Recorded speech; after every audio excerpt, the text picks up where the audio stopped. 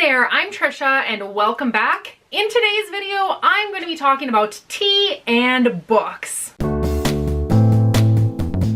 So I am doing the Time for Tea and Books tag. I found this from Cara over at Wild Book Garden, and it looks like it was created originally by Beth from Butterfly Elephant Books. I will link both of their videos in the description box down below so you can check them out, and we are going to get right on into the tag. Question number one is choosing your tea. What kind of genres do you tend to lean towards, and what kind of tea? For tea, I generally go for black teas. I really enjoy Earl Grey, but I have been leaning more towards the rooibos. I actually really enjoy a tea called Madagascar Vanilla, which is from the Celestial Teas. As far as genres that I tend to lean towards, I'm sure if you've been watching my channel for a while, you'll notice a pattern. I tend to gravitate mostly towards fantasy and light sci-fi. I do dabble in other genres to expand my reading comfort zone, but those are the two that I tend to go towards most often. Question number two, hot water.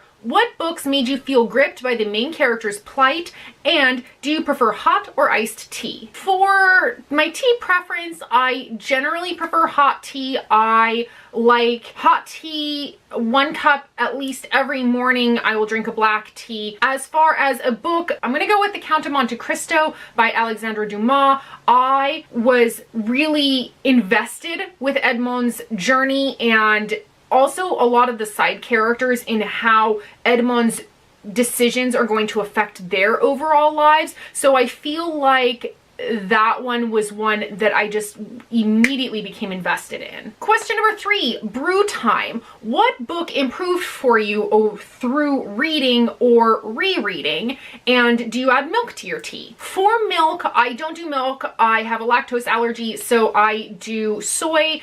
With black teas, I sometimes will do a splash, but not very much, just enough to give the tea a little bit of color and creaminess. And then a book that improved over time for me was Nevernight by J. Kristoff.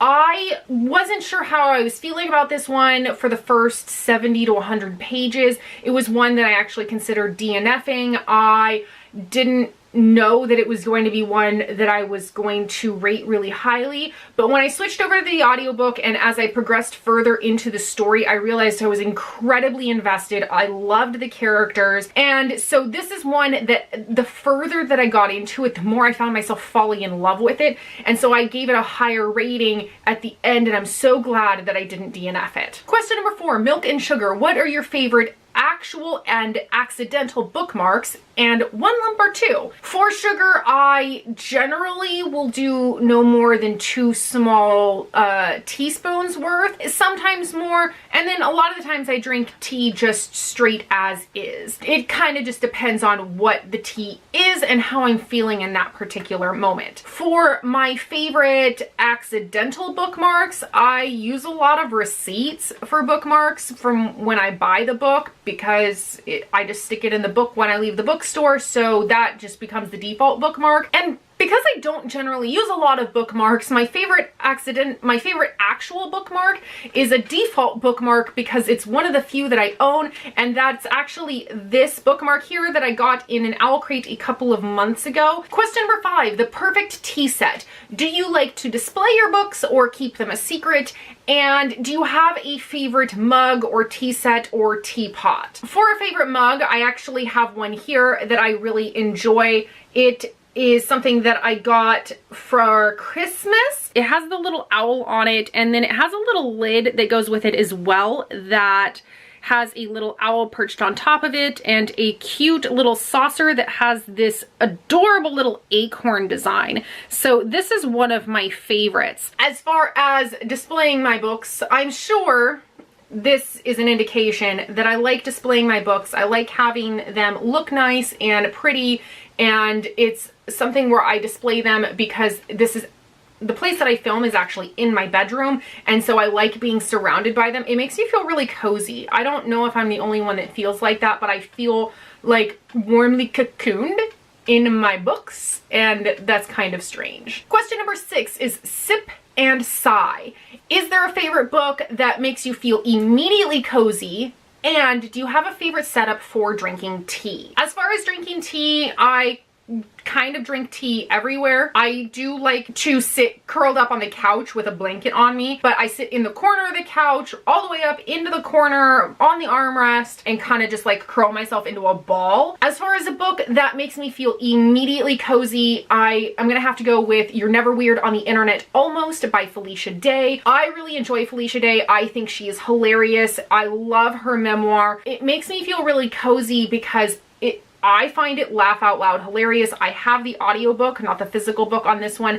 And not only is she laugh out loud hilarious, but I really related to her anxiety struggles and her social awkwardness struggles and all of the things that she has dealt with over the years, especially with her anxiety, I deeply connected to. Question number 7, another cup. What is your current read and how often do you drink tea? For my current read, I am reading Lizzie and the Good Luck Girl by Susan Lubner. This is one that I found on NetGalley. It is a middle grade novel about a 12-year-old girl named Lizzie, and her best friend stumble across a young girl who is hiding out in the abandoned apartment building across the street, and the young girl has a cat and seems to have run away from home, and Lizzie suspects her of being some sort of good luck charm. So I don't know too much more about it other than that, but I'm really quite enjoying it. And as far as how often I drink tea